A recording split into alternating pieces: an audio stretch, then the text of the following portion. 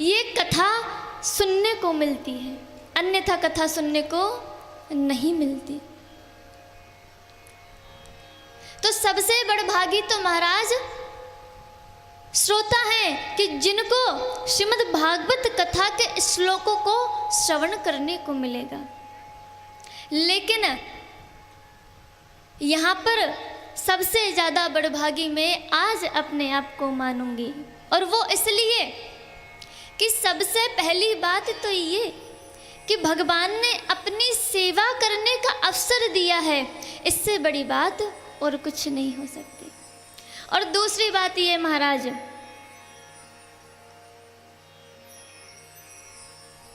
कि जब हम कहीं भी कथा करने के लिए जाते हैं,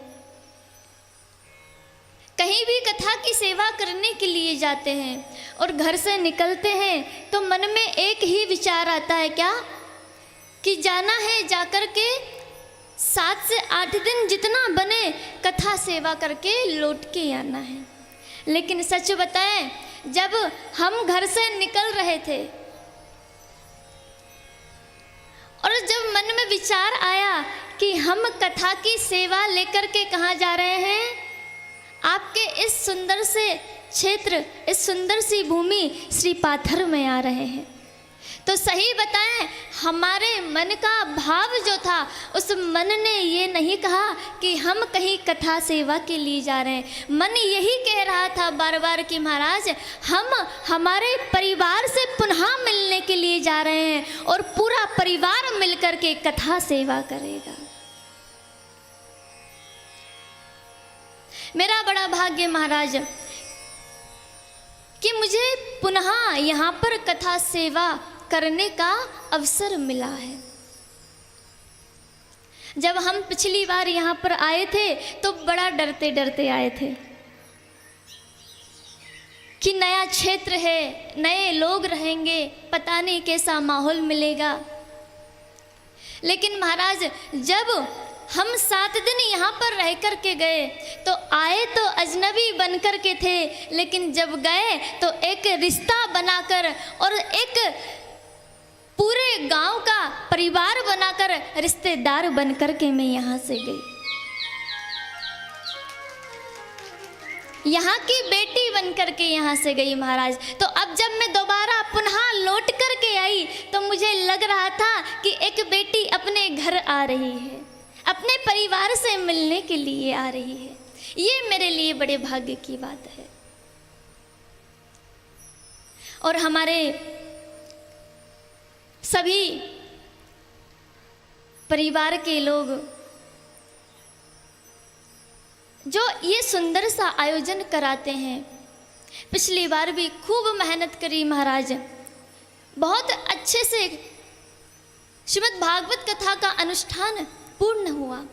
और इस बार भी महाराज कई दिनों पहले से लगे हैं। हर व्यक्ति देखिए, सेवा चाहे छोटी हो या सेवा चाहे बड़ी हो, सेवा सेवा होती है।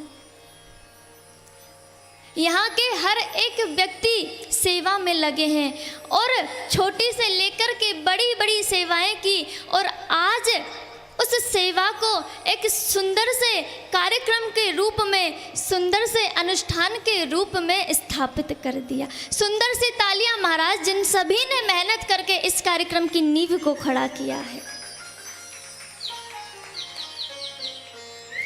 मैं बार बार धन्यवाद दूंगी और बार बार आभारी रहूंगी कि यहाँ से मुझे इतना प्रेम मिलता है और हर साल मुझे याद करते हैं कि नहीं दीदी, चाहे कुछ भी हो जाए, साल में एक बार तो आपको आना ही आना पड़ेगा। बस इसी बात को जब कहते हैं कि नहीं दीदी, साल में आपको एक बार तो आना ही आना है, बस यही बात हम सभी के हृदय में जाकर के बैठे और कहती है कि नहीं, वो एक परिवार है और उस परिवार का साथ हमेशा निभा कर के चलना है।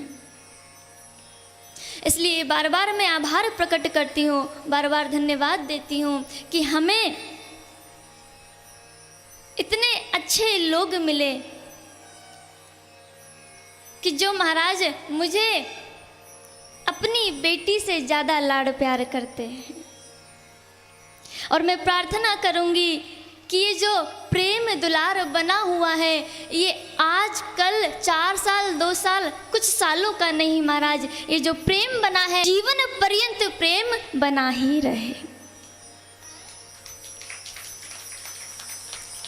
देखिए महाराज, आप सभी परिवार वाले हैं, आप सभी को पता होगा कि परिवार चलता कैसे है, और घर का जो मुखिया होता है उससे अच्छा कोई नहीं जान सकता।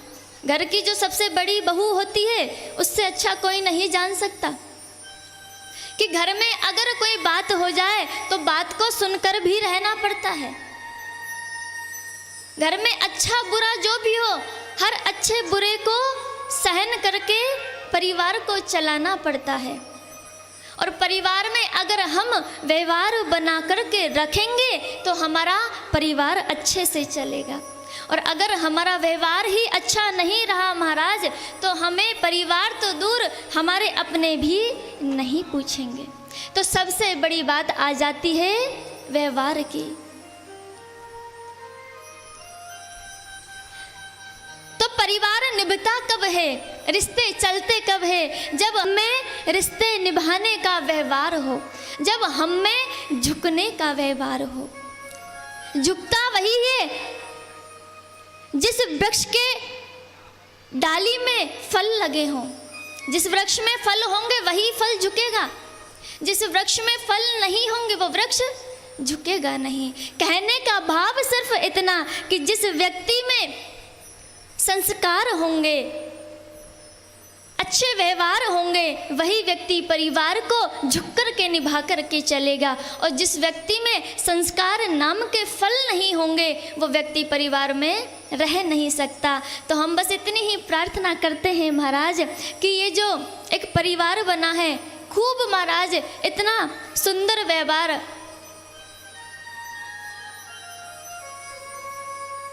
कि हर बात को एक रूप आप सभी ने रखा। किसी कारणवश मुझे आने में विलंब हो गया, आना मुझे सुबह चाहिए था महाराज, लेकिन आते आते मुझे दोपहर हो गई।